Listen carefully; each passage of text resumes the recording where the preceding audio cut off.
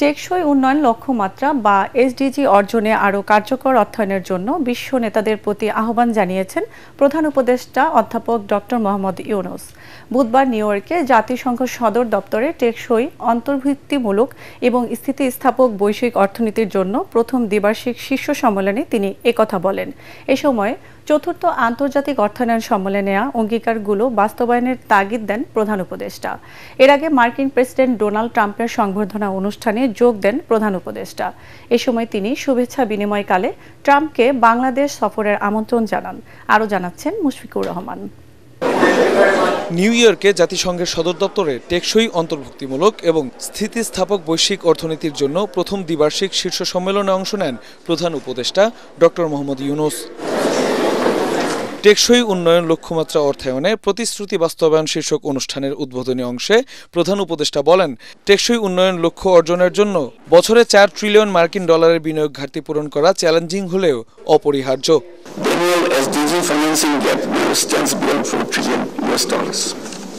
Bashundhara tissue অশুদ্ধতার বিরুদ্ধে এক বিন্দুও ছাড় নয়।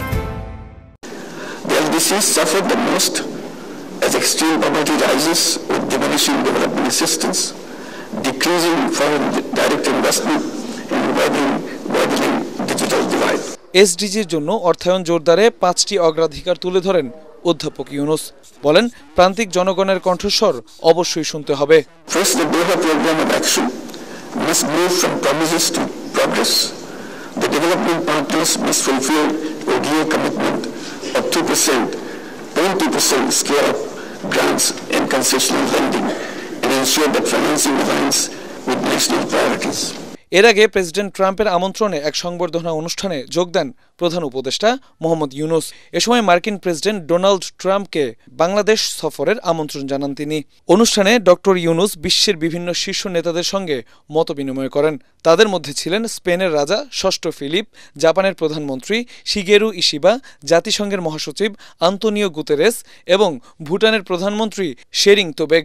এছাড়া তিনি যুক্তরাষ্ট্রের পররাষ্ট্রমন্ত্রী মার্কো বিও এবং দক্ষিণ ও মধ্য এশিয়ার মার্কিন বিশেষ দূত সার্জিও গরের সঙ্গে সাক্ষাৎ করেন। বুধবার নিউ ইয়র্কে জাতিসংঘ সদর দপ্তরে জাতিসংঘ সাধারণ পরিষদের অধিবেশনের ফাঁকে পাকিস্তানের প্রধানমন্ত্রী শাহবাজ শরীফের সঙ্গে বৈঠক করেন প্রধান উপদেষ্টা। নিউ ইয়র্কে একটি হোটেলে ইতালির প্রধানমন্ত্রী জর্জিয়া মেলোনির সঙ্গেও বৈঠক করেছেন ডক্টর মোহাম্মদ ইউনূস। মুশফিকুর রহমান, এটিএন বাংলা। আগামী জাতীয় সংসদ নির্বাচনে 41.30% ভোট পাবে বিএনপি আর জামায়াত পাবে 30.3%। রাজধানীর আগারগাঁয়ে আর্কাইভ ভবন এক জরিপ প্রকাশ অনুষ্ঠানে এ তথ্য দিয়েছে গবেষণা সংস্থা ইনোভিশন। তাদের জরিপে উঠে এসেছে, এবার আওয়ামী লীগ নির্বাচনে আসলে ভোট দেবেন 18.8% ভোটার আর 4.1% মানুষ ভোট দেবেন এনসিপিকে। ইমদাদুল্লাহ বাবুর রিপোর্ট। বর্তমান প্রেক্ষাপটে জনগণের নির্বাচনী ভাবনা নিয়ে জরিপ পরিচালনা করে গবেষণা সংস্থা ইনোভিশন। 6 বিভাগের 64 জেলার 10,413 জন ভোটারের মতামত নিয়ে চালানো হয় এই জরিপ। এতে উঠে এসেছে 45.79% মানুষ মনে করেন আওয়ামী লীগ সহ সব দলকে নির্বাচনে অংশগ্রহণের সুযোগ দেওয়া উচিত, আর 45.58% ভোটার চান দলটির আগে বিচার হওয়া উচিত। আগামী নির্বাচনে কোন দল সরকার গঠন করবে এমন সিদ্ধান্তে 39.1% ভোটাররা বিএনপির প্রতি রায় দিয়েছেন, আর জামায়াতকে রায় দিয়েছেন 28.1% ভোটার। যদি এই 40% বা আরো বেশি বিএনপির প্রতি যে বিশ্বাসটা যে বিএনপি সরকার গঠন করবে, এটা যদি ওই জায়গায় থাকে বা আরো বাড়তে থাকে, তাহলে আনডিসাইডেড যে ভোটার যারা আছেন তাদের বিএনপির দিকে ব্রেক করার পসিবিলিটি আরো বেড়ে যাবে সামনে। এবং যেটা আমি বললাম যে বিআইজিবি এবং এটা দুটোই দেখাচ্ছে যে মনে করছে মানুষের সরকার বিএনপি গঠন করবে। আর যদি এটা কমতে থাকে বা এনি চান্স, এবং জামাতের আমরা যেটা দেখছি সেটা যদি বাড়তে থাকে, ব্যান্ডওয়াগন ইফেক্ট কিন্তু উল্টো কাজ করবে। তখন মানুষজন কিন্তু মনে করবে যে জামাত জিতছে, তাহলে ভোটটা আমি হচ্ছে জামাতের কাছে দিচ্ছি। আবার 45% আওয়ামী লীগকে নির্বাচনে চাচ্ছে। তাহলে এই ডেটাগুলো আমাকে যেটা বলছে অ্যাজ এ রিসার্চার, যে বাংলাদেশের মানুষ আসলে একটি নির্বাচনমুখী স্থিতিশীল আপনার রাজনীতি চায়। গবেষণা সংস্থাটি আরও বলছে, আওয়ামী লীগের উপর সন্তোষ প্রকাশ করেছেন 15.52%, বিএনপির প্রতি 21.5% এবং জামায়াত পেয়েছে সর্বোচ্চ সন্তুষ্টি 30.34%। গবেষকরা বলছেন, জেনজিরা সর্বোচ্চ সন্তুষ্টি প্রকাশ করেছে জামায়াতের উপর। আওয়ামী লীগের ভোটাররা তারা যদি ভোট দিতে যায়, তারা সেকেন্ড প্রেফারেন্স হিসেবে বিএনপিকে দিয়েছে এবং আমরা যে মোটামুটি ভোট পার্সেন্টেজ যেটা আগের তুলনায় একটু বেড়েছে, ওটার দিকেও দেখা যাচ্ছে যে বিএনপি জামাতের তুলনায় কিছুটা এগিয়ে আছে আওয়ামী লীগের ভোটারদের ক্ষেত্রে। জরিপে আরও উল্লেখ করা হয় 72.2% ভারত এবং 69% ভোটার পাকিস্তানের সাথে ভালো সম্পর্ক রাখার পক্ষে মত দিয়েছেন। ইমদাদুল্লাহ বাবু, ATN বাংলা, ঢাকা।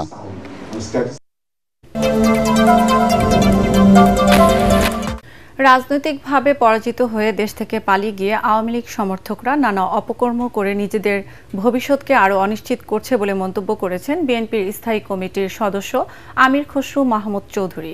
চট্টগ্রামে এক অনুষ্ঠানে তিনি একথা বলেন। এদিকে রাজনীতিতে দলের সিনিয়র যুগ্ম মহাসচিব রুহুল কবির রিজভী বলেন, অন্তর্বর্তী সরকারের কার্যকর ভূমিকার অভাবে আওয়ামী দোসররা দেশে বিদেশে সক্রিয় হতে পারছে। বিস্তারিত কামরুজ্জামান রাজীবের রিপোর্টে। প্রধান উপদেষ্টার সফর সঙ্গী হিসেবে জাতিসংঘের অধিবেশনে যোগ দিতে স্থানীয় সময় সোমবার সকালে নিউ ইয়র্কে পৌঁছলে বিমানবন্দরে হামলার শিকার হন এনসিপি নেতা আক্তার হোসেন। স্থানীয় আওয়ামী লীগ ও যুবলীগ নেতাদের কটূক্তির শিকার হন বিএনপি মহাসচিব মির্জা ফখরুল ইসলাম আলমগীর সহ নেতারা। এ ঘটনার রেশ ধরে উত্তপ্ত দেশের রাজনৈতিক অঙ্গন।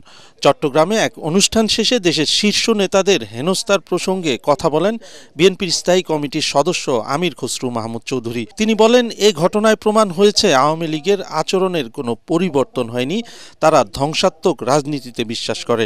পরাজিত হয়ে দেশ থেকে পালিয়ে গেলেন, ওনাদের সমর্থকরা তো এই ধরনের কাজের বাইরে তার কিছু করার নাই। আপাতত গণতন্ত্রেই বিশ্বাস করে না, দেশ ধ্বংস করে পালিয়ে গিয়ে এখন যেগুলো করছে এগুলো তো আরো ধ্বংসাত্মক, এগুলো তাদের ভবিষ্যৎকে আরো অনুষ্ঠিত করে দিচ্ছে।